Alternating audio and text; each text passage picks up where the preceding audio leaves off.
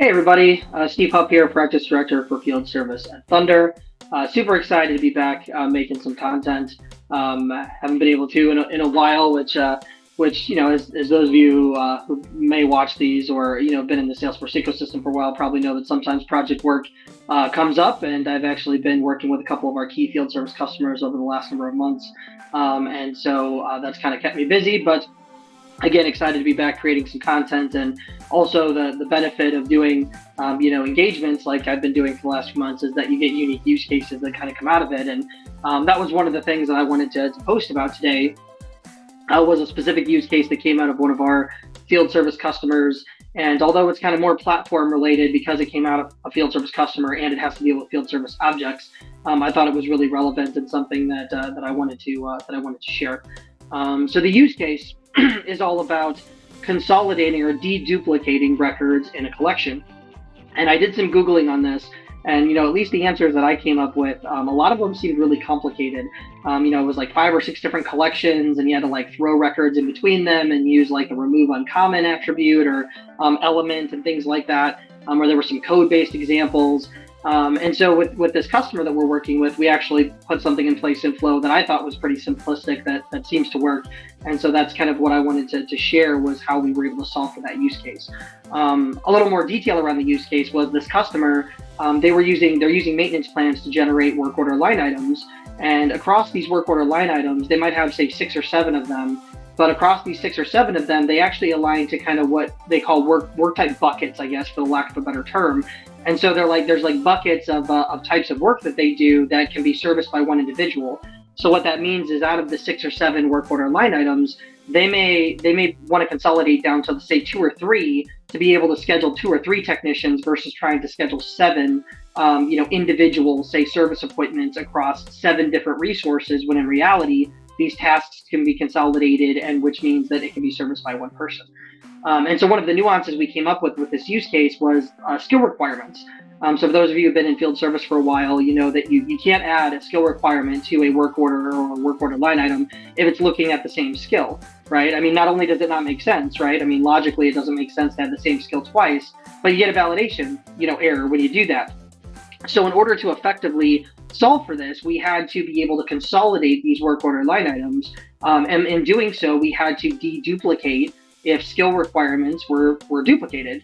And an example of that is like a state-specific certification. So they might have like a work type of break fix on one WALI and then a work type of installation on another WALI. And then both of those WALIs would contain the same state certification skill. So when we consolidate, we had to basically say, oh, well, the state, specific certification skill is relevant, but we don't need 2 of them. So let's remove that one and let's make sure that we're just providing a consolidated list of skill requirements. So that's the use case, right, that we aim to solve for. And so I'm going to go ahead and dive into my my org over here, so I can highlight how to accomplish this.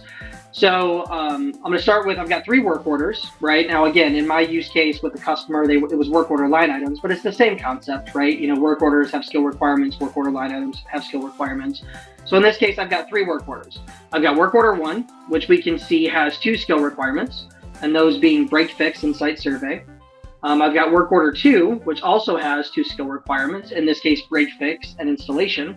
And then I've got work order 3, that's got no skill requirements, right? So the idea is that work order 1, work order 2 need to be consolidated into what would be work order 3.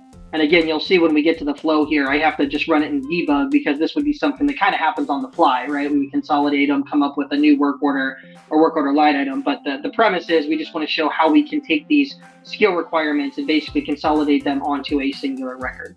So I've got my 3 work orders here that I'm going to aim to show. And what we noticed is that between work order 1 and work order 2, the break fix skill is duplicated, right? It lives on both of them. So if we're going to consolidate it to work order 3, we've got to make sure that we remove one of those break fix skills. Otherwise, we're going to hit an error in our automation. So I'm going to jump over to my flow here. As those of you who have watched my videos before or know me personally, I'm a huge flow nerd. So again, I went to solve with a flow. And so my flow in general is pretty simplistic in my opinion. I'll just zoom out so I can kind of show the whole thing. So we see not a ton of nodes, maybe like 15 or 16 nodes altogether. And so I'm going to walk through quickly kind of what we did here. So first and foremost, we go and we get all of the skill requirements that are associated to work order 1. and we add those skill requirements to a collection, right? So just a new collection that I have that's just going to house all of the skill requirements across both of my work orders.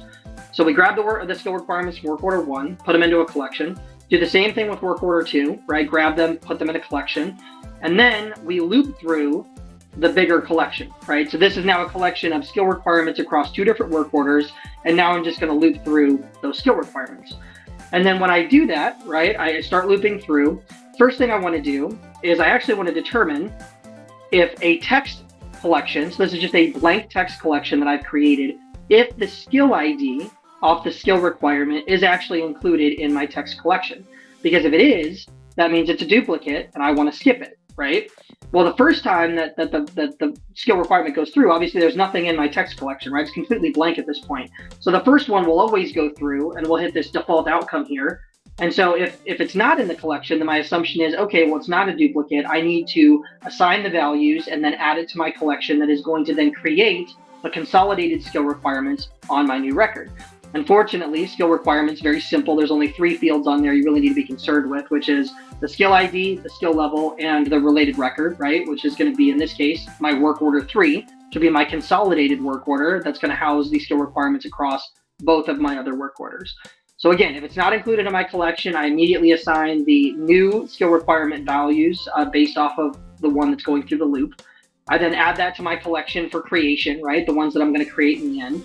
And then finally, I add the skill ID from the skill requirement to my text collection, right? So now I'm building this skill collection, right? This ID, this text collection as I go, and then being able to compare as the skill requirements go through. So then what that means is that the next one that goes through, the next skill requirement that goes through the loop, it's going to hit this decision and it's going to have a value now in the text collection to compare to the one in the loop to determine, wait a minute, is this skill already in the collection or is it not? And if it's not, then I can go through and add my new values as I did before. If it is, I'm just going to skip it and go to the next one, right? And make sure that I don't assign new skill requirement variables for that skill, right? And add it to my collection to create, thus leading me to a potential error if I actually have duplicates in there, right? So that's it, right? And then once I add everything to the collection, I just create my consolidated skill requirements down here at the bottom. So what I'm going to do is I'm going to run through this in debug mode because, again, this is something that even for my customer and then even for like a real life use case, you would probably do in the moment, right? Like you're going to consolidate these work order line items or work orders, and then you're going to create a brand new one that is consolidated with the skill requirements. For the sake of the example, I already have this, situated. So that's why I'm just going to run it in debug mode to show. So in order to do that, I just need to jump over and I need to grab the IDs for my records, right? So in this case, apologies there, I've got my work order 1. So I'm just going to grab my ID of work order 1 here, which is going to be right here. This is going to be work order 1 for me. And then I'm going to grab my ID of work order 2, which is going to be my second work order that I'm going to take the skill requirements from and consolidate. And then finally, I will just need to get my work order 3, which is going to be my final consolidated work order that I'm going to put these skill requirements on. So once I get these set here, I'm going to make sure to not run in rollback mode because I want to actually see the end result when we get done here. But I'm going to go ahead and I'm just going to run this flow through. And then what we're going to see is everything got completed here.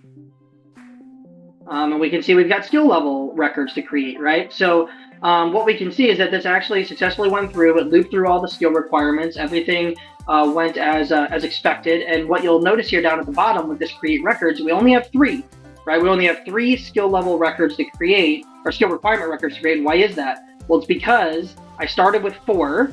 I looped through all 4 of them and realized that the break fix skill was actually duplicated. So I was able to eliminate it during my decision, right? During my loop and everything. And the end result being only 3 skill requirements that ended up being in my collection ready to create, right? And if I kind of page through here, you can see that here's actually my duplicated decision, right? So I was actually able to say my skill collection, my text collection actually contained the skill ID of the last skill requirement that went through my loop.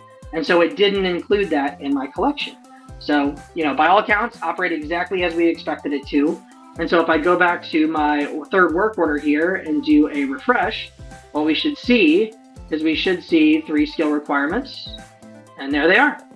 So there's my 3 skill requirements associated to my consolidated work order, and it's break fix, site survey, installation. And we avoided that nasty validation error, right? Because we were able to deduplicate break fix and only add it once instead of twice. And what's really cool about this use case, or this solution, I guess you could say, is we actually incorporated in other places within the solution for the customer. And one of those was we actually had to compare 2 different values to make sure they weren't duplicated. So how we solved for that is we actually created a formula that took the work type ID and then also took the asset ID and put those together. And now you have a unique identifier of an asset and a work type. So as we were looping through the records, we were able to consolidate and say, wait a minute, does this specific asset and work type combination exist in a collection similar to what I did here? And if so, we would skip it. And if not, we would go and add the values and do things like that. So again, very cool way, I thought, to be able to deduplicate a collection pretty easily. You can Google and you can see there's tons of options out there of ways people have done this, as always, with the Salesforce platform. But like I said, I looked at them. Some of them seemed a little complicated. Some of them required custom code. Some of them required the use of all kinds of different assignments and things like that. So this one I felt was pretty straightforward and simple, and hope it adds value to anybody who's watching in terms of your use cases, your customers, or anything you're trying to test out. And so thank you very much for watching. And as always, please feel free to reach out to myself directly or to Thunder if there's anything that we can do for your field service implementation. Thanks so much.